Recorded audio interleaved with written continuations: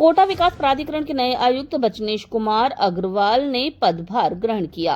KDA के अधिकारी और कर्मचारी रहे मौजूद। पदभार संभालने के बाद आयुक्त अग्रवाल पत्रकारों से रूबरू हुए, अपनी प्राथमिकताएं स्पष्ट की। उन्होंने कहा कि कोटा शहर सुनियोजित विकास, अवैध निर्माण पर कार्यवाही और आमजन की समस्याओं के त्वरित समाधान पर विशेष ध्यान दिया जाएगा। साथ ही विकास कार्यों में पारदर्शिता और जवाबदेही सुनिश्चित करने की भी बात कही। शहर के विकास को लेकर हम पूरी तरह से गंभीरता से काम करेंगे। अवैध निर्माण और आमजन की समस्याओं पर प्राथमिकता से कार्यवाही की जाएगी। पत्रकारों ने इस दौरान केडीए की अतिक्रमण कार्यवाही पर सवाल उठाए। आरोप लगाया कि छोटे दुकानदारों पर कार्यवाही कर खानापूर्ति की जा रही है, जबकि अवैध निर्माण बड़े हैं जो सख्ती से उनके ऊपर कोई कार्यवाही नहीं होती। साथ ही शहर के कई बड़े प्लॉट्स में भी पानी भरे रहने से 2 हादसों का मुकदमा भी उठाया गया। इन सभी मामलों को हम गंभीरता से देखेंगे और जहां भी कार्यवाही आवश्यक होगी वहां अवश्य की जाएगी। फिलहाल नए आयुक्त के पदभार संभालने के साथ ही शहर में विकास और सख्त कार्यवाही को लेकर उम्मीद बढ़ गई है। अब देखना होगा कि जमीनी स्तर पर कितनी तेजी से बदलाव नजर आता है। तो मालूम है, आज मैंने ज्वाइन किया है और मेरे जो अधिकारी हैं जो केडीए से जुड़े हुए, उन सब से मैंने एक इंट्रोडक्टरी मीटिंग करी है और जितनी प्रोजेक्ट्स यहाँ पे चल रही हैं उनकी बात करी है, जो पाइपलाइन में है उनकी बात करी है, क्वालिटी के बारे में बात करी है और साथ में हम पब्लिक के जो सर्विस डिलीवरी सिस्टम है उसको कैसे इम्प्रूव कर सकते हैं वो बात करी है। ये सारी बातें मेरी प्रिलिमिनरी बेसिस पे सारे अधिकारियों से हुई है। सर, क्या डायरेक्शन दिए गए? क्योंकि प्रोजेक्ट तो काफी सारे चल रहे हैं अभी। जैसा कि मालूम है आपको कि केडीए में बहुत सारे प्रोजेक्ट्स चल भी रहे हैं और पाइपलाइन में भी हैं।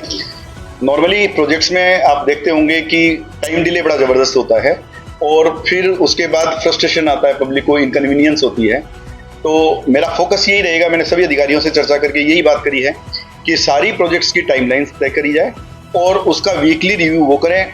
हो सकता है वीकली या फोर्टनाइटली रिव्यू मेरे लेवल पे रखा जाए और जो हमने डेडलाइंस तय करी हैं उन डेडलाइंस में कहाँ हम कंप्लायंस कर पा रहे हैं, कहाँ हम एट वेरियंस हैं, वो सारी चीज़ें देखते हुए जो करेक्टिव मेजर्स लेने चाहिए हमें वो लिए जाएं। सर, आर्थिक स्थिति जो है केडीए की, क्योंकि पहले जो सरकार में काम होते थे तो इनकम होती थी, अब उस टाइम से जो आर्थिक स्थिति उसको सुधारने के लिए कोई विशेष डायरेक्शन? बिल्कुल, देखो आपको मालूम है केडीए का एरिया काफ़ी बढ़ चुका है और केडीए के पास डेवलपमेंट के बहुत पोटेंशियल हैं।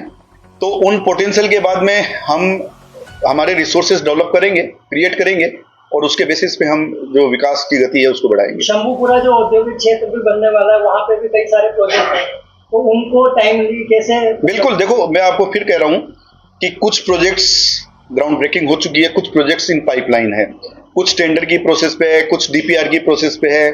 वो सारी चीजें मैंने एक प्रिलिमिनरी स्टेज पे तो रिव्यू की है, लेकिन मेरा प्रयास रहेगा कि जो भी प्रोजेक्ट्स हैं उनकी हम एक डेडलाइन तय करें और उसके बेसिस पे फिर उसको फॉलो अप करें। सर, क्या आपकी प्राथमिकताएं रहने वाली है और जो क्या नवाचार आपकी तरफ? देखो, प्राथमिकताएं बेसिकली यहाँ की जनता की जो प्राथमिकताएं हैं वही मेरी प्राथमिकताएं हैं, राज्य सरकार की जो प्राथमिकताएं हैं वही मेरी प्राथमिकताएं हैं, ऑनरेबल स्पीकर साहब की जो प्राथमिकताएं हैं वही मेरी प्राथमिकताएं हैं।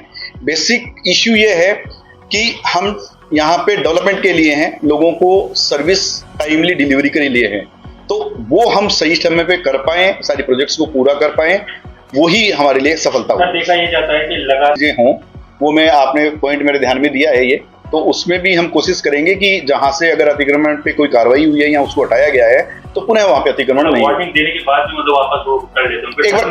एक बार आपने मेरे को ये पॉइंट ध्यान में लिया, इसके ऊपर कार्रवाई करेंगे। चीजों को, चूंकि मैंने आज मेरा पहला दिन ही है ज्वाइन करने का, तो इन चीजों को मेरे को रिव्यू और इवेलुएट करने का मौका। कोटा में 4.5 लाख प्लॉट खाली पड़े हुए हैं, कम से कम 3 से 4 बच्चे अभी तक मर चुके हैं।